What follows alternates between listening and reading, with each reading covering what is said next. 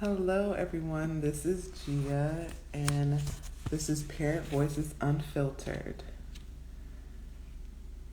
So, today we have a great topic for you all. Um, just waiting for our guests to request to be added to the chat.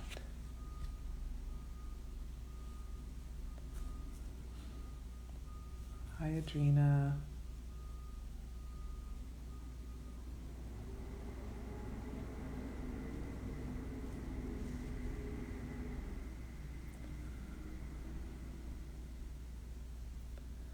Let's see.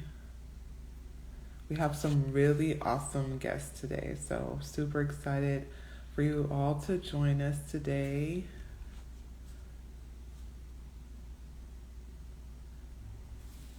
Hope everyone is having a great day. I see PV Marin County is here. Hi, PV Marin County. Hello, everyone. Let's see. Oh, Heidi.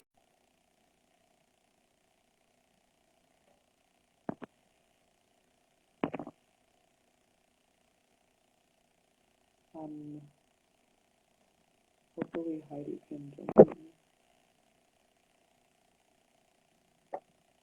Thank you all for your patience too.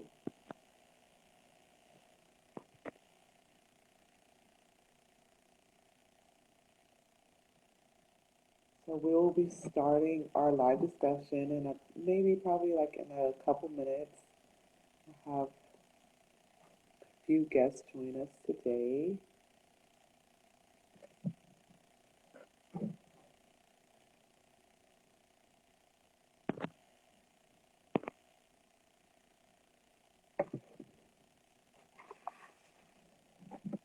So I hope everyone is getting all settled. I know we talked about back to school and very exciting things for our kids starting the new school year. And we want to keep that going. We talked with some wonderful parents and community members on the Unfiltered. Hi, Shirley. Thanks for joining us today.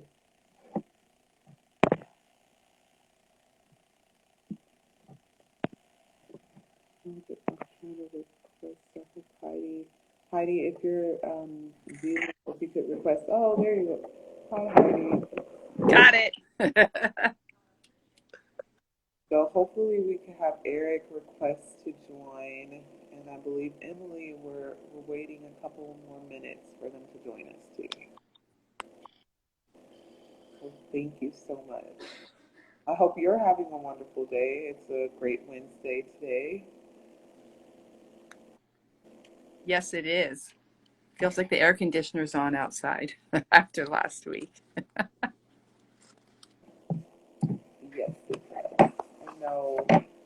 Super, super excited. I know it's like it's fall and um, before. Eric's having problems joining. He requested, but he can't bring his face up. I don't know what I did to make myself It's here. let's see, maybe I'm on the live, but I don't know how to join. I don't. She's just looking at it now. This is really live, for sure. Um, okay. So I invited you to join. okay, Eric. Okay, you should be able to join now, Eric. Emily, I see you in the chat. You want us to join? Let's see if I can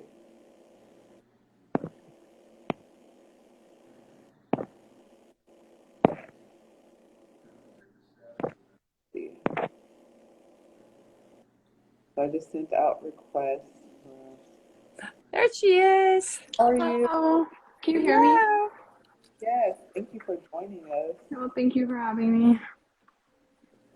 Yes, we're happy to hear from you. Um, thank you. Hi, Kimberly. So I just see people in the chat just saying all the viewers. Let me just see if I can help Eric. Okay, no problem. Hi, Alejandra. Thank you for joining us.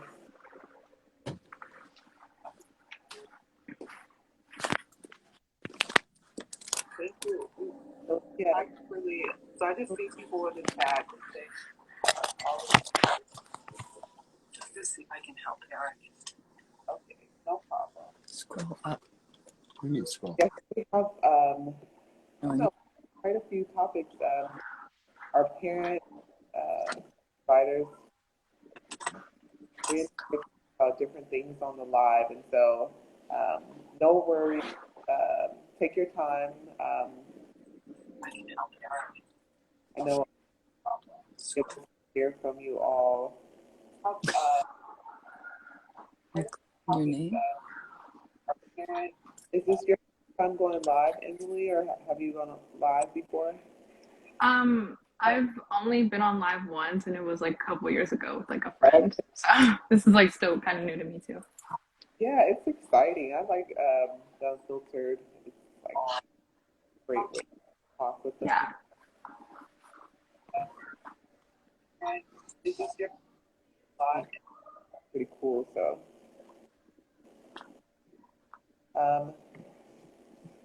Once it was like a couple years like a friend. So this is like still kind of new to me.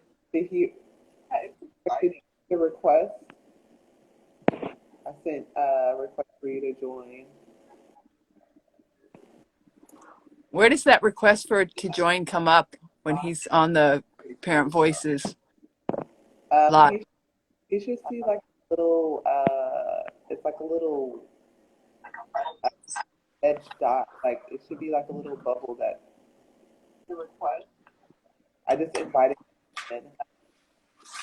So it should come up on his screen at the Where does that request for join come up on the live? it should be like in the near the plus button at the bottom screen maybe. It'll be highlighted. I didn't have to click on it. But if not, maybe you can share the screen. It should be fine. But just share the screen with them, Heidi, if you guys don't mind. Yeah, fine. Okay, so Yeah, let's. You want to get started? let's do it. Okay. So let's. So my name is Gia, and I'm the host of Parent Voices Unfiltered. And today's topic is childcare services and accessing services today. So we have some wonderful guests here with us today. I would like to introduce themselves. Emily, do you want to introduce yourself and tell us a little bit about like your role as far as like how if you're involved with Parent Voices, or tell us about your family, just something to tell us about. Yeah, of course. So hello, my name is Emily. I am a student at Archie Williams, where I'm currently at right now. I'm a junior. My mom is a member of Parent Voices, so I hear about it a lot, and it's something that's of genuine interest to me as well. I also attended the center along with my older sister and my younger brother, so that's kind of some background. Wow, thank you so much uh, for just telling us a little bit about. So glad that you have all those Parent Voices too in your family. Mm-hmm. For joining us, so I just wanted for you all to introduce yourself, tell us about your role, how you understand voices, a little bit about your family or the work that you have.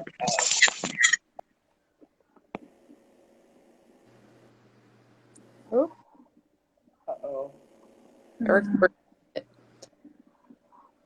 little technical difficulty right now.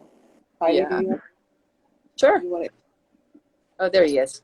My name is yeah, Esther at the Fairfax San Anselmo Children's Centers. I involved with the center since 1977. I started working here as a summer youth employee when I was 14 and just never left. So very connected with the center. This is my whole life. I believe in it 100%. I'm my husband. Uh, my best friends are here at the center. My children went through the program. One of my daughters is the teacher in our preschool program now. She went to college to study early childhood. And, I believe in the work that we believe strongly in providing access to families for childcare, that should be available to the families who need it most without question. We certainly support everything that Parent Voices supports. I'm super happy that once again our legislators have waived family fees. I hope that continues. And yeah, thank you so much for all your hard work and joining on the live to share ways that we can continue to support and things that you're helping in the community. So thank you so much. thank you. Eric, we would love to hear you now. Okay. Hi, Gia. Hi, Cookie.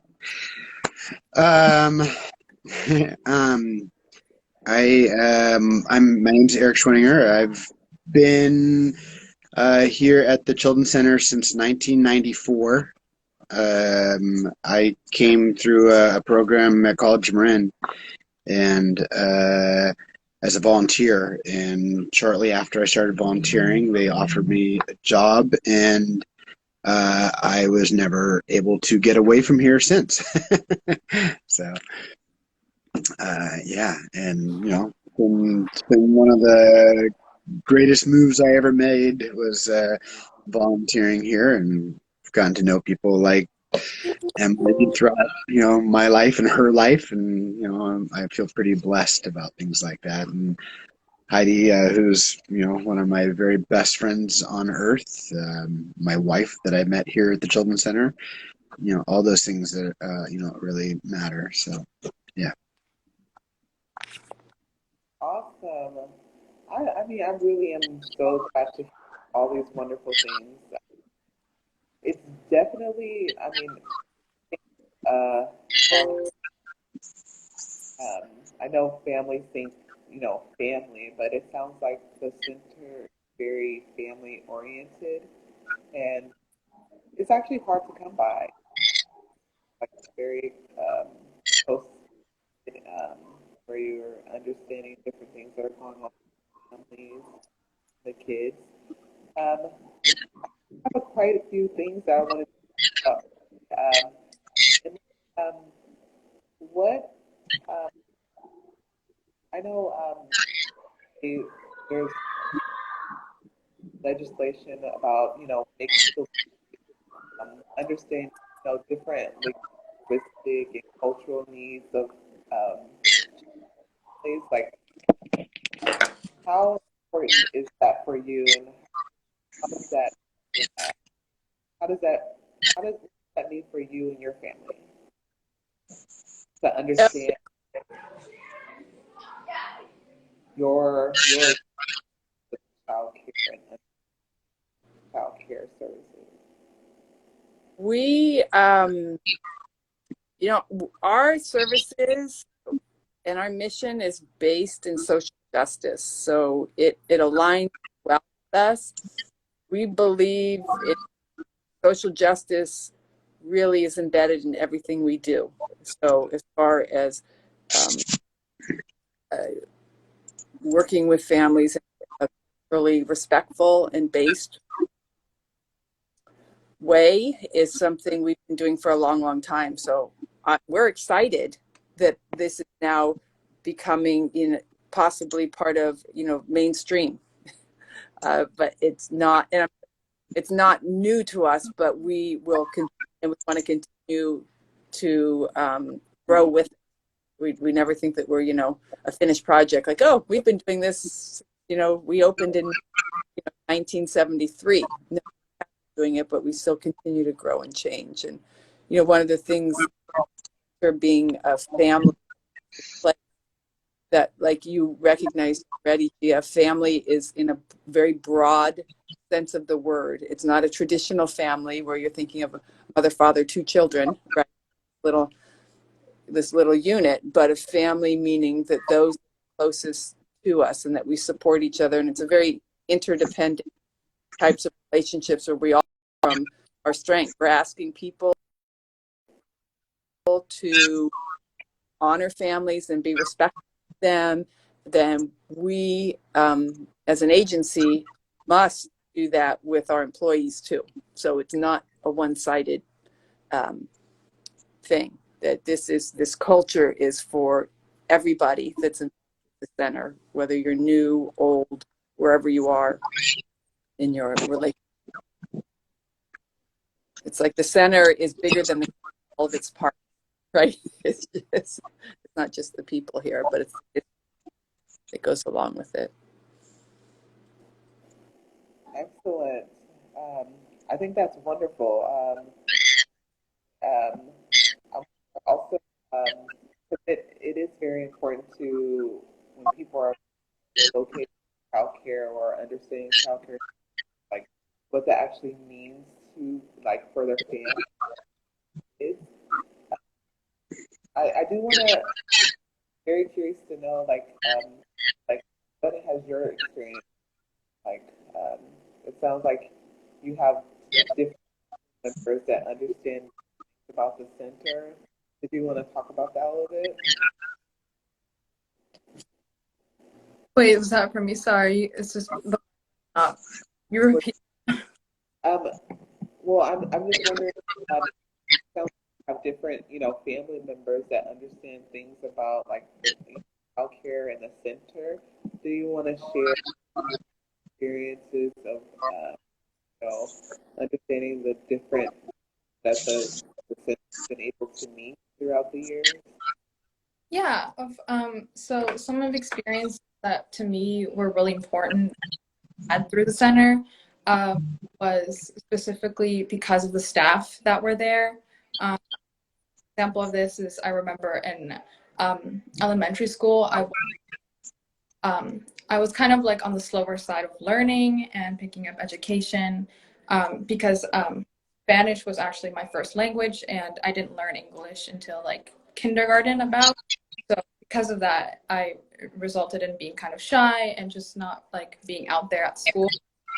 I remember I would get help with homework and just like any questions I had with in regard to subjects of math or sciences that otherwise I would have not had because at the time my parents couldn't afford to have for me or for any of my siblings, and I was able to get that extra support system through the center. And there's many more examples of help support system that I was able to receive because of that. That is awesome. That is great. You know, be able to, that side to how you like to really like, grow and understand about like cultures and how you, and it sounds like you help in ways to become the person that you are today and sharing this with us today. Mm-hmm. So thank you. Eric, do you have thoughts about how the different needs of the families, like whether it be culturally or linguistically or Um, yeah, you cut out a little bit for me, but I think one of the things I would like to share is just I think I have a good example of how community for us looks different than maybe it does in a lot of other places. So our kids, so we serve children and families that start from infant toddler, so from 3 months through fifth grade, and then at the end of fifth grade, the kids graduate out as they're going into sixth grade. At the end of the summer, just before they start sixth grade, they graduate out, and then typically, although COVID threw a bit of a wrench into our typical runnings last couple of years. Hopefully, by the end of by next summer, we'll be more back on track the way we typically run. But normally, those kids who went here to the Children's Center, when they start going into eighth grade, that summer before eighth grade, they can come back and start volunteering. And historically, most of the kids who went here growing up do come back and volunteer their time during the summer. We usually do a big training in the beginning of the summer, and then we ask them to treat it a lot like as if it's a job and if they were employed here. So they sign up for a shift, like or two usually, and it would be that they would be in the same classroom every week on that day, so whatever it is. So if Emily came and said, I want to work in the preschool on Tuesdays, she would be expected that she would be in the preschool from 9 in the morning till 4. And if for some reason she couldn't do that regular shift, she'd try to find one of the other volunteers to take that shift. And she would communicate that with the lead teachers. So because the teachers have the schedule for the summer. They know who to expect, and there's a consistency, which I also think, is really great, job training for the future for a lot of these young volunteers. Mm-hmm. And then what happens, and most of the kids volunteer from eighth grade all the way through high school. And then what happens is a lot of those kids who are going off to college come and work in the summer, because in the summertime, we hire 6 to 7 extra teachers every summer for our school age program. And most of those summer hires are kids that went here when they were going up, and now they're in college or doing things like that. And so they come and work during the summer. And I always talk to them about, what is it that makes you want to volunteer here? What is it that makes you want to come back? And most of them always have the same answer. Oh. And that's usually, the answer is because they want to make sure that the kids going here now get the experience that they had when they were going here. And mm-hmm. Emily in her head, so I guess she relates to that, because I think that experience is so important to the kids that went here. And I think that just shows such and then honestly, I think well over half of our staff here now are adults who also went here as kids. So, I just think that shows such a good, could there be a clear example of community and what this community means to people? If this community didn't mean anything, these teenagers wouldn't want to be volunteering here. They wouldn't want to come here when they were in college to work here, and they certainly wouldn't want to village. So I think that just says so much for who we are and what we mean to the community. And yeah, I know in my own situation, I had left for a little while, and I was teaching fourth grade at a grammar school in Tiburon, and the board of directors called me and said, "Hey, one of the directors is leaving. Are you interested?" And I was able to go home and speak to my wife Florencia that night, and in one day make a decision that yes, this is what I would rather do, because those relationships that you build, when you're teaching grammar school or elementary school, in 1 year you can really build some nice relationships. But the relationships you build here at the Children's Center, where a family starts with their, first child in the infant center, by the time their second or third child's gone through fifth grade, you've known that family for years, and those relationships become very deep and sincere and authentic, and that's that was the choice I made, and it wasn't a very hard choice to make. Wow. Oh, that is awesome. I am ready to really advocate and help you all with your center. I want to come and work there too. Can I work there? Yes. Yes, thank you so much for that. I mean, that is that's a very important part of the community there, and providing a really great service, a sense of, a sense of and the and really sounds like work too. So we definitely support that. So tell us a little bit more. What are some really great ways to think about uh, childcare and early development, uh, all the hard work that you're doing at the center. And do you want to share a little bit more about like what's going on for the family at this I center? mean, thank you, Gia. I think one of the things that Eric and I both forgot to mention when we're talking about the center is, our founding director, Ethel Siderman, one of her mantras was, in order for a child to thrive, a family must thrive. So that's a basic tenet. So we're not just focused on the children, but it's the whole family unit, and how we believe in the criticalness, if that's the right word, of that always being in play and always being a priority. So and really that is the basic tenet for family engagement, right? And really looking that way, and that lens for you, which certainly supports our belief in social justice.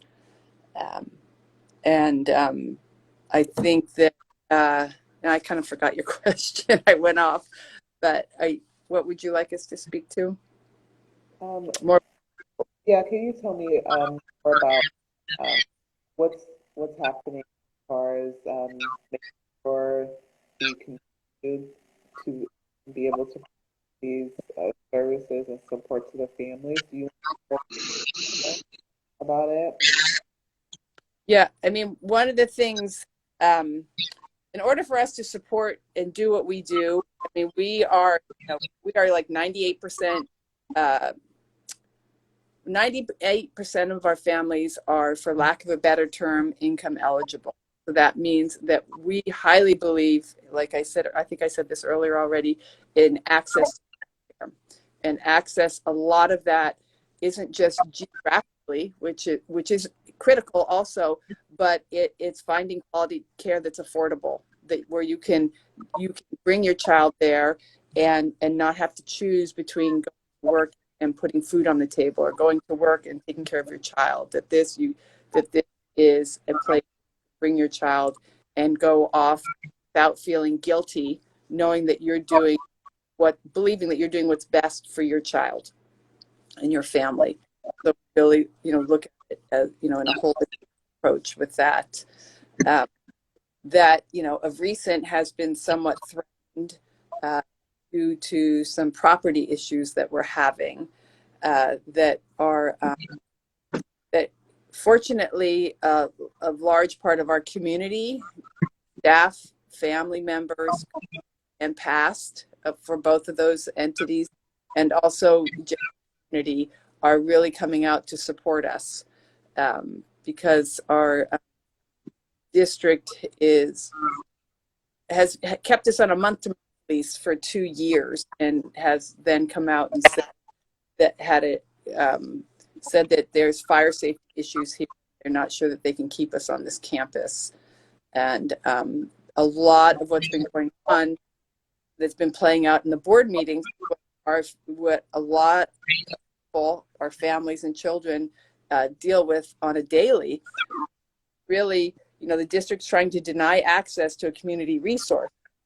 And we're being called out about a collective advocacy as if they've heard enough, and that, you know, we're not going to back down because we know that there is, when you're looking at structural inequities, looking at structural racism, that it's either the action or the inactions that can play into that.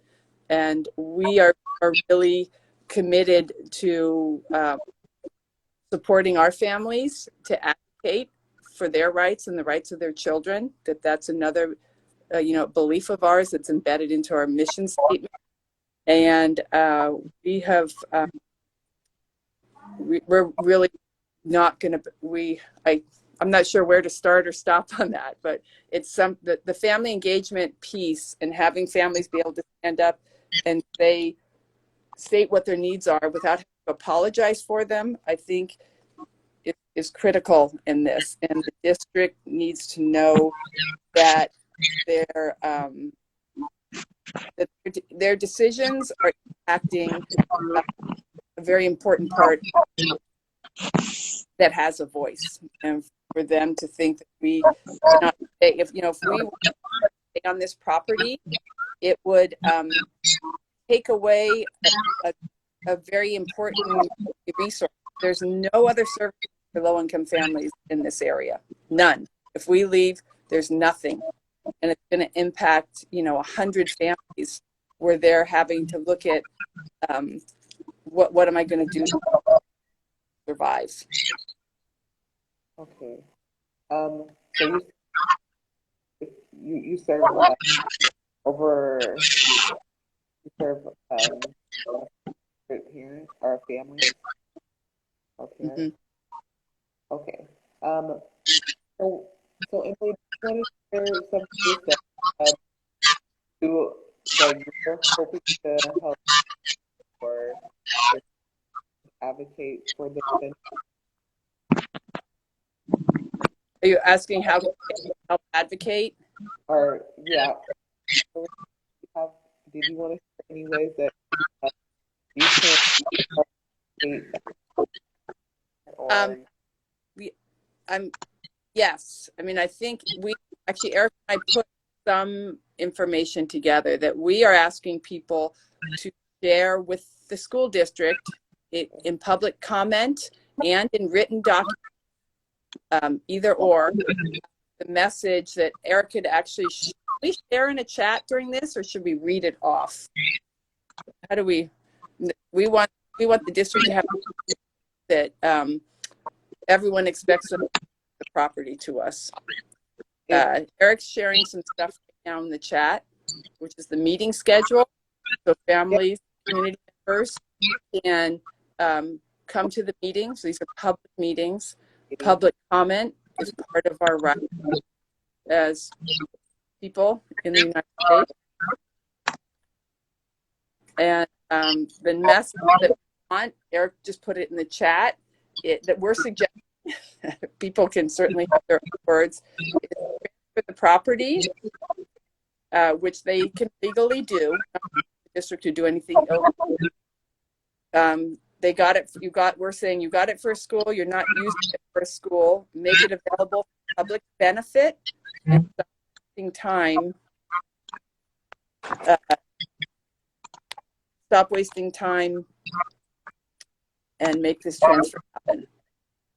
There's been a lot of red herrings, is my new term, being thrown out, like fire safety, which is an issue for this whole community, not just this one piece of property. But there's a lot of excuses, it feels like, being put out, and a lot of words that don't match actions. And so that's what is, we are asking the district to make their words that they're saying, turn them into action and make it, instead of saying we want to transfer the property, but this or but that, there's a pathway for it that is legal and can be done. So stay focused on that instead of trying to point out that this property has fire safety issues that can't be addressed when they can be addressed. So, yeah. We're Um, also asking if there's people, if any parent voices, people or family members, community members that know other community members to share that message with them. You know, because of the way our political system is set up, that there seems to be more impact and value when they hear from people that directly live in the community, so that live in Fairfax and San Anselmo. It doesn't mean that's right, and I don't want to shut anyone out from not participating, though it does seem that if you know businesses or community members, to share this message and ask them to stand up with that message. I definitely think, you know, terms, members to support the, you know, of this, you know, the service at the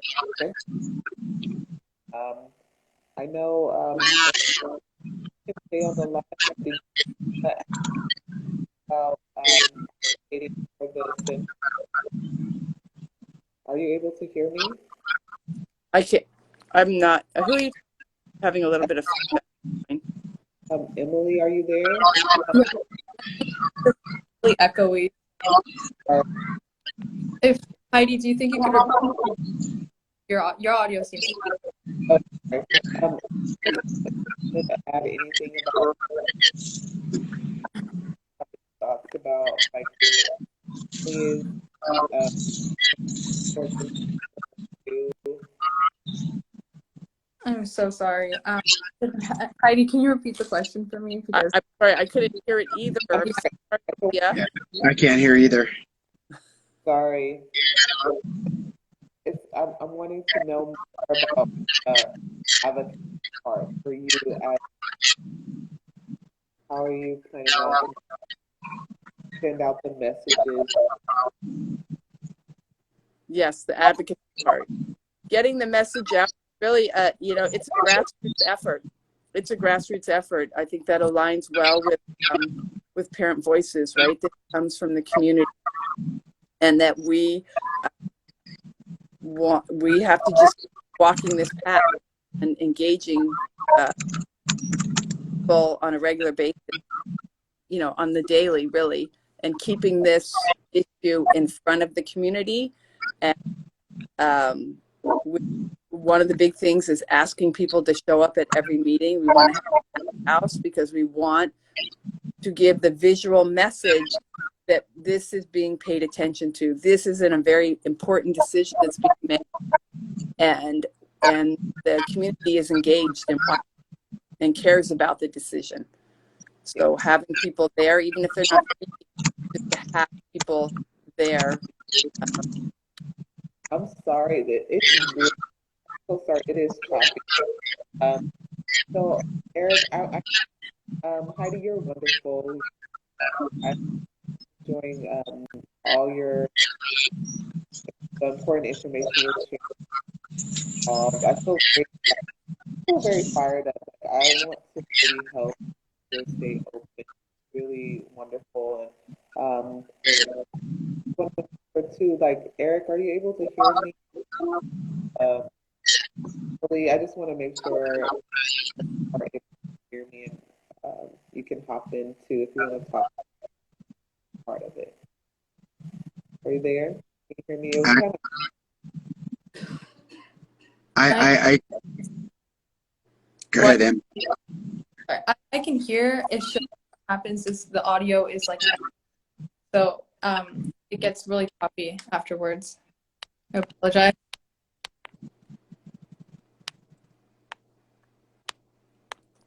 For me, everything's cut up. It's really, it's hard for me to hear a full sentence. I hear little pieces. Mm-hmm. sorry. That's okay. I would say that the one word I think that represents a lot of this in a positive way is what we're really looking for. That's going to make a difference, and we've already had an impact on this decision. board are making, that we believe their conversations last night, they're turning a corner, but it takes us standing in solidarity. That's what we're talking about, is everyone standing in solidarity with the same message, which is,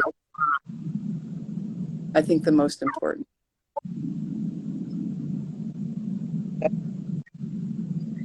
So I do have a question. I know the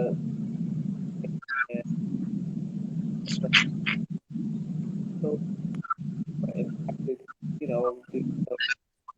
lack of services. So how are you? How forward? Like, are things feeling a little bit back, or are you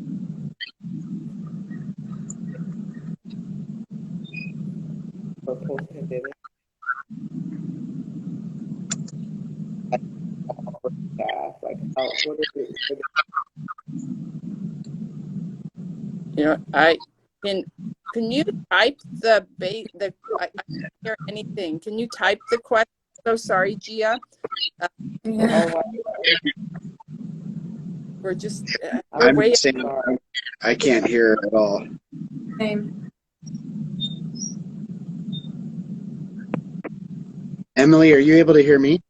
I can hear you and Heidi pretty clear. I just can't hear you that well.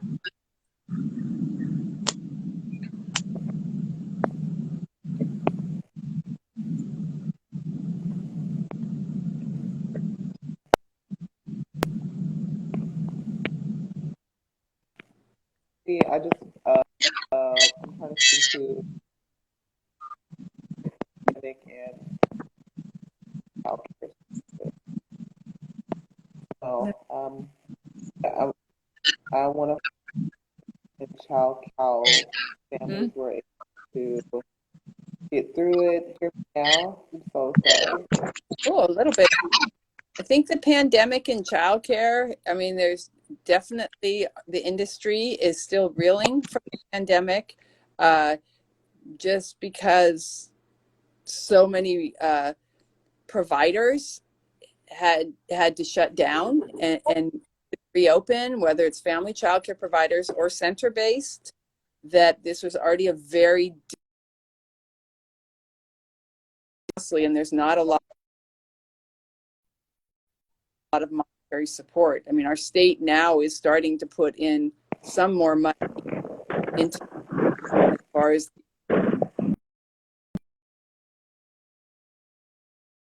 but there's still not, and there are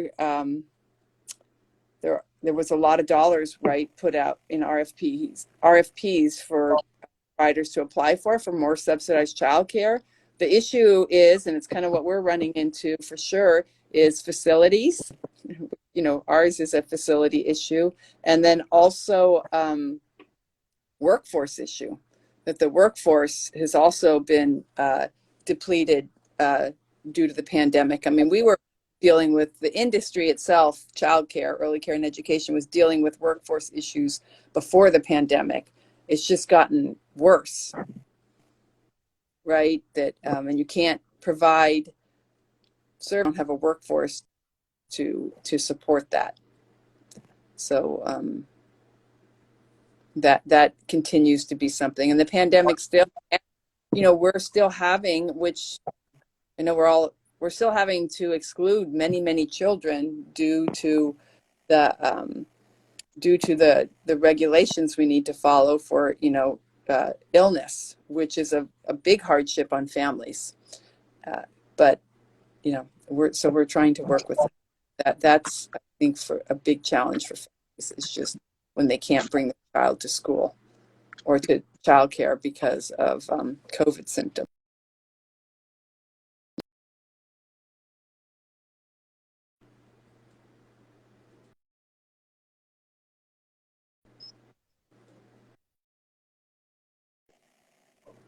Eric, did you have anything academic that you wanted to share? Um,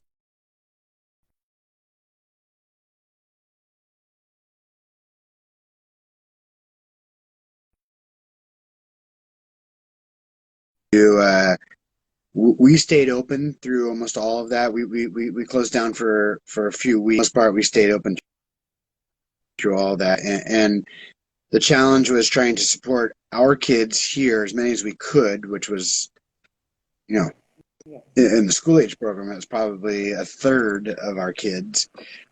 We had to try to support them. We had to try to support them with their, online learning, and going to school over computers, which the older the kids were, the less challenge it was, although I don't think any of the kids got a great education during that time. But the younger kids who, if they're at an age where they're reading to learn, it wasn't so bad. If they were still at an age where they were learning to read, it was really, really rough. And I think that, and I would guess, not just nationwide, probably worldwide. Certainly nationwide. I think that our kids uh, probably, really fell behind during that time, and I definitely wonder and question: Are we doing enough to support kids' education right now? And that we're not leaving kids behind in their academic world, just because there's kids who had a lot more advantage than there are kids whose parents were able to stay home and and do class with them, where like our kid teacher for 12 trying to say,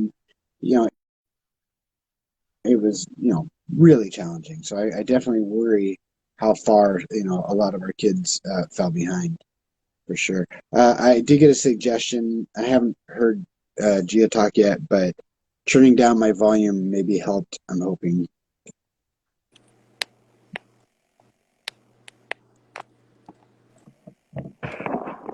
No, didn't help. Um, Okay. I know. I'm so sorry about the choppiness, but yeah, it was very challenging. Oh, did you? Um, so I know that we've been able to talk about some really important relating to the center. I'm so glad you all came on um, to talk with us, and we definitely want to continue to support and advocate um, the center remaining open in your county. So I'll continue to also, I'll speak with Amaranta and reaching out to you all. I do, some of parent voice, some other priority we have on as far as bills. We have the AB 92, and so we also are, for the families. So one of the important things relating to access and meeting the needs of uh, that are that have this need for services. And then also we have the SB 51 about the paid family leave, and so these are wonderful relating to family and children that we want to continue to highlight and push as advocates, and um, you know I just to really speak to all these. We had a really awesome time hearing from you all today, um, and we really I think it's because we know that you really care about the families and the children, and so it's really heartwarming to hear the care, dedication that you have, and we're also really upset because we want to make sure that this service is continuing to provide it in your community. So thank you so much for sharing this time with us. Do you all have any other um, um, um, If you can hear me well. I actually wanted to share one thing before like this wraps up. Well, currently, I don't know if you know, but like I'm at school. And in the morning there was an announcement made. There's a class at my school called STAR, so that's an abbreviation for Students Taking Action Against Racism. The director and like programmer of STAR today like announced to just our personal class that they would be making a school-wide announcement today, I think at 2, in regards to this situation in the Children's Center and advocating for that, letting all the students know at this entire school that they can also go and support, I think, the next board meeting at September 21st, if I'm not wrong. So, Mhm. Yeah, that's right. so yeah, so I'm seeing like more and more people for this cause, which is something that is really important to me because although I no longer go to the center or have my siblings don't go there anymore, like Eric said, it's the sense of community, and everyone who went there wants the children now who go there to have the same experience they did while going there. So I think this advocacy for this cause, and I just wanted to share that. So yeah. Nice. That's super cool. Thank you so much. We really for this space, um, Parent Voices Unfiltered for families, parents, community members to really come on and really talk about these important um, topics impacting us all. Um, so thank you so much. I did have to talk with you all, so maybe I'll invite you all back to be on the live. Like you can tell us, update us about what's going. Yes, So we'd keep love that, to do that. Yeah. yeah, keep that in mind. And like I was telling everyone before, you know, we use Unfiltered, and also we have Real Life with Gia, where I also you know, talk about different things going on. Um, the community, also how I understand, parenting and sharing things about my life. So hopefully you'll check out my latest piece on paid family leave, highlighting some really important things on the legislation regarding leave. So go to our Parent Voices California page. Uh, we're definitely making sure we're getting everyone in our calls to action. So take a look also at our newsletter. Parent Voices, we're really trying to do a lot of work and support really great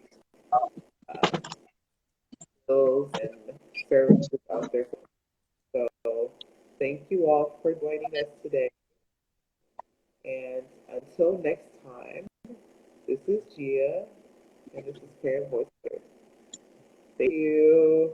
Thank you, Gina. Thank you so Thank much. you. Thank you so much for including us. Yeah. Yes. See you soon, Emily. Bye.